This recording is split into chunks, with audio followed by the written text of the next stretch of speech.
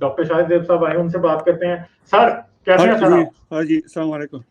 वालेकुम सलाम सर, कैसे हैं आप? हाँ जी, मैं एक छोटा सा सवाल है कि ग्रेविटी जो है, जो जी न्यूटन सर। ने डिफाइन जिस तरह की थी ना कि वो सेब उसके वो नीचे गिर गया और उसने कहा कि there is gravitational force attraction करती है हर बॉडी को।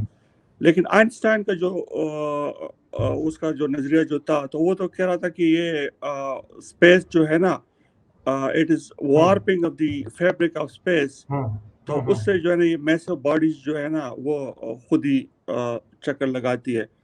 तो जब एप्पल गिरता है नीचे तो उस वक्त भी ये क्या अट्रैक्शन होते है या वार्पिंग ऑफ द स्पेस होती है? सर वो आइंस्टाइन इसे इस तरह से विजुलाइज कराता है। असल में आइंस्टाइन जो बात करता है वो स्पेस टाइम की बात करता है। जैसे क्या है कि एक चादर ले लें, आप चादर को चारों कोनों से पकड़ लें, दरमियान में एक भारी पत्थर रख दें, तो चादर दरमियान से ढलक जाएगी। ठीक है, ये चीज 3 डायमेंशन में भी होती है, मगर हम उसे विजुलाइज नहीं कर सकते, क्योंकि जैसे 2 डायमेंशनल चादर को हम 3 डायमेंशनल यूनिवर्स में देख सकते हैं ना कि किस तरह से कर्व हुई है, इस तरह ही 3 डायमेंशनल यूनिवर्स में जो स्पेस टाइम का फैब्रिक है, वो ग्रेविटी की वजह से जो उसका कर्वेचर है, वो हमें 4 डायमेंशनल यूनिवर्स में, हायर डायमेंशनल यूनिवर्स में नजर आ सकता है। ठीक है, हम इसे विजुलाइज भी नहीं कर सकते। वो सिर्फ एक एग्जांपल देता है कि चादर ढलक गई है दरमियान से। तो बेसिकली, मगर ये बात साबित शुदा है कि स्पेस टाइम जो है वो कर्व होता है। जब कोई हैवी बॉडी होती है जिसका मास बहुत ज्यादा है, तो उस वजह से स्पेस टाइम कर्व हो रहा होता है। और जो बॉडीज उसकी ग्रेविटी के इफेक्ट में, जैसे सन है, सूरज का ये बहुत मासिव है, ठीक है, यानी 99% of the mass in our solar system जो है वो सूरज है। उसकी वजह से स्पेस टाइम जो है वो कर्व हो रहा है। जब स्पेस टाइम कर्व होता है तो फिर क्या होता है कि जिस तरह एक ढलकी हुई चादर के ऊपर आप गेंद को सीधा फेंकें तो वो खुद ही मुड़ेगी, इसी तरह चीजें उसकी वजह से खुद ही मुड़ती हैं। अब दोनों ही थ्योरीज में जो कि न्यूटन के लॉज थे, उनमें भी ग्रेविटी जो है प्योरली अट्रैक्टिव फोर्स है। ठीक है, कि वो चीजों को अपनी दो चीजें एक दूसरे को अट्रैक्ट करती हैं। आइंस्टाइन की थ्योरी में भी प्योरली अट्रैक्टिव फोर्स है, मगर असल में ग्रेविटी क्या है वो न्यूटन के लॉज पूरी तरह एक्सप्लेन नहीं करते थे। वो इफेक्ट को बताते थे, मगर उसकी नेचर को वो बताने में नाकाम थे। जनरल रिलेटिविटी जो आइंस्टाइन किया, वो उसकी नेचर को थोड़ा बहुत एक्सप्लेन, मतलब एक हद तक एक्सप्लेन करती है, मगर वो भी ग्रेविटी को पूरी तरह से एक्सप्लेन नहीं करती। उसके अपने मसले हैं, वो एक एडवांस लेवल पे फिर जब आगे बात जाती है तो उधर समझ में आती है। अब एक बड़ा इशू था जो कि ऑर्बिट ऑफ मरकरी के साथ था। मरकरी का ऑर्बिट जो है ना वो एक्सप्लेन नहीं हो रहा था हमसे। वो क्या था कि मरकरी का जो ऑर्बिट है ना वो शिफ्ट होता है, और ये जो शिफ्ट थी ना, ये जो न्यूटन के लॉज है ना वो नहीं बता सकते। यानी मरकरी का जो ऑर्बिट है, जैसे मरकरी अगर इस तरह घूम रहा है तो आहिस्ता आहिस्ता वो शिफ्ट होता जाता है, और शिफ्ट होते होते मरकरी जो है इस तरह इस पैटर्न में सूरज के गिर्द घूम रहा है। बाकी जो है वो सारे एक गोल दायरे में सूरज के गिर्द घूम रहे हैं, क्योंकि मरकरी बहुत करीब और बहुत छोटा है, ग्रेविटी का इफेक्ट बहुत ज्यादा है, इसलिए उसका जो ऑर्बिट है वो शिफ्ट होता रहता था। ये चीज जो है ये न्यूटन के लॉज नहीं बता सकते, एक्सप्लेन नहीं कर सकते।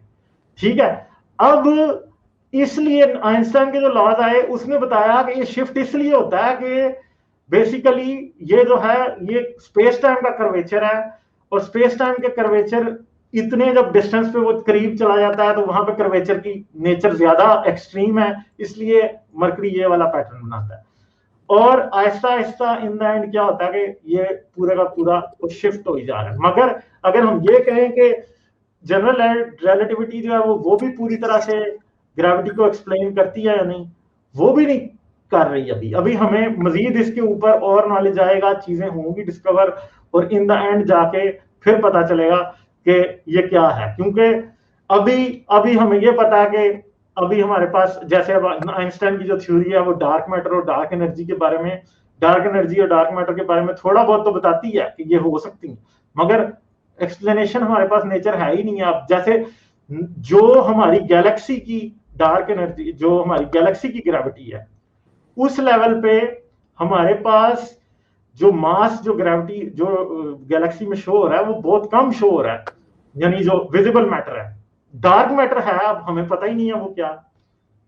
तो ये एक कंटिन्यूअस वो है, एवोल्यूशन है, ये नॉलेज की भी एवोल्यूशन हो रही है। आगे जाएंगे तो हमें पता लगेगा और आहिस्ता आहिस्ता फिर हमें समझ आएगी कि हाँ भाई ग्रेविटी है क्या। जैसे क्वांटम मैकेनिक्स में ग्रेविटी का अभी तक समझ ही नहीं आ रही कि ग्रेविटी किधर फिट होगी, वो पता ही नहीं है। तो ये वक्त के साथ साथ फिर आगे चीजें प्रोग्रेस करेंगी तो ये होगा फिट। तो हम तो एक्सपेरिमेंट कर सकते हैं दोनों को ना, जैसा मैसिव बॉडी जमीन जो है वो चीजों को अपनी तरफ अट्रैक्ट करती है, तो ये जो न्यूटन के लॉज ऑफ मोशन है तो ये तो सारे जो है ना करेक्ट है इसमें, लेकिन आइंस्टाइन का जो लोकल स्केल पे बिल्कुल ठीक है, वो लोकल स्केल पे बिल्कुल ठीक है। हाँ, तो अगर आपने एक रॉकेट को स्पेस में भेजना है तो वो न्यूटन की इक्वेशंस के ऊपर आराम से भेज सकते हैं, कोई मतलब मसला नहीं है उसके। न्यूटन के लॉज की बेस पे भेज देंगे आप। मगर अब मेन जो चीज है वो ये है कि ग्रेविटी क्या है।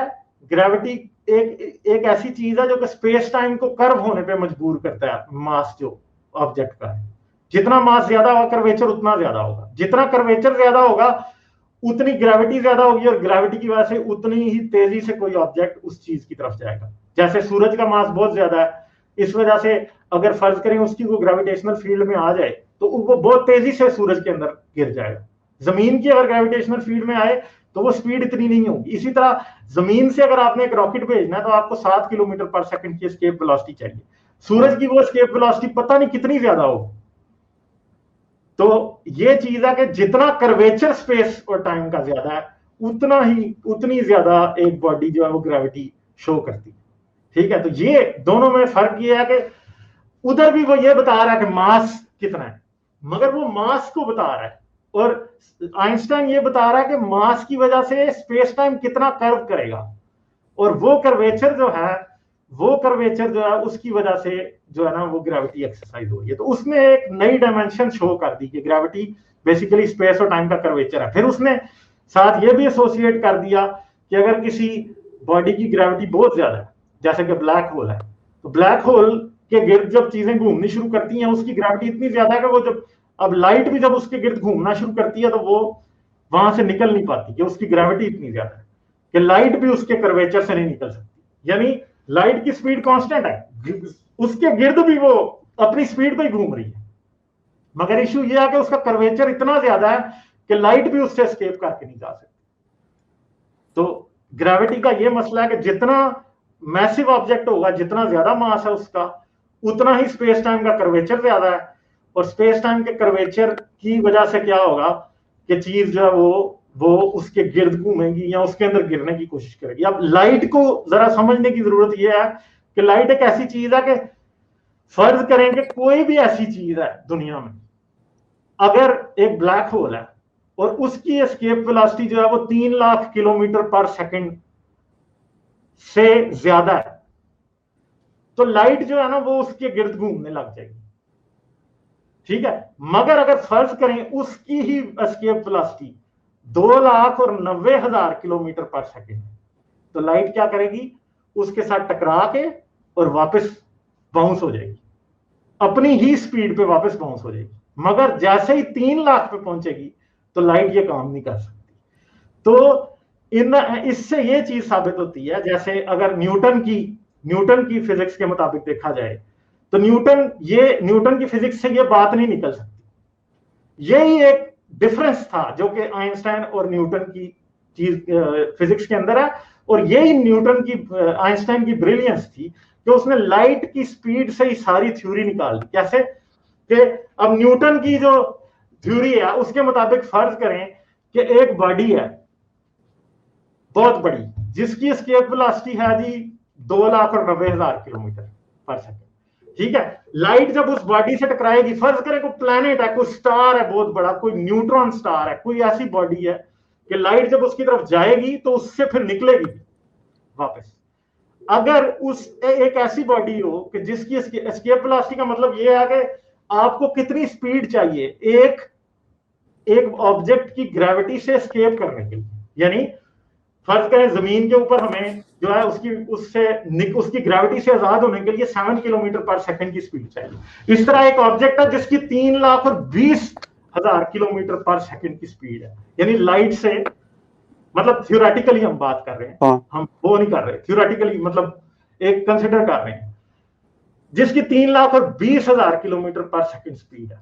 अब वो चीज जो है, जब वो एक एक ऐसी बॉडी की तरफ जाएगी, उसकी तरफ जब लाइट जाएगी, तो क्या होगा कि लाइट को उससे भी बाउंस हो जाना चाहिए, या लाइट उसकी ग्रेविटी के इफेक्ट के ऊपर, ये मतलब ये बात कंसिडरेशन में ही नहीं थी।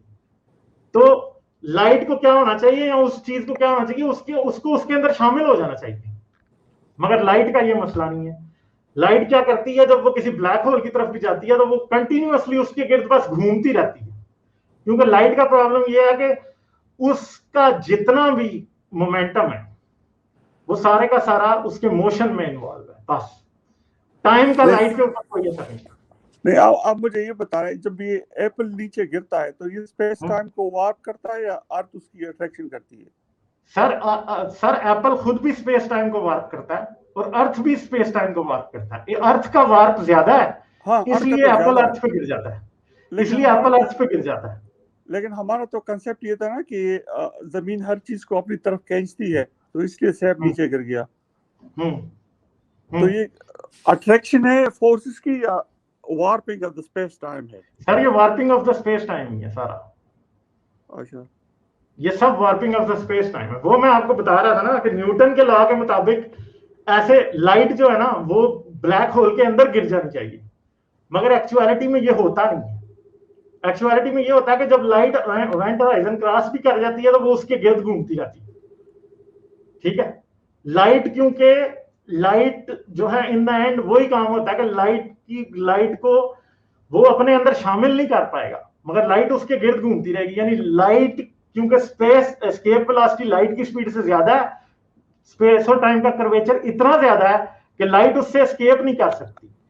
मगर लाइट जो है वो कभी भी रेस्ट में नहीं आ सकती। ऐसे नहीं हो सकता कि जी आप लाइट को एब्जॉर्ब कर लें अपने अंदर, वो नहीं होता। तो इसलिए लाइट बस ब्लैक होल के गिर्द घूमती रहती है। तो ये बेसिकली वो कॉन्सेप्ट था जो थॉट एक्सपेरिमेंट था जो उसने किया। शायद मैं इतने अच्छे तरीके से एक्सप्लेन नहीं कर पाया, क्योंकि ये बड़ी मुश्किल चीजें हैं, इनको आसान जुबान में लाना मेरे लिए भी मुश्किल हो जाता है। चलिए, ठीक है सर, थैंक यू। ठीक है, और कोई बात आप करेंगे? नहीं जी, थैंक यू। हेलो, चलें ठीक है sir, thank you. Okay, okay, bye.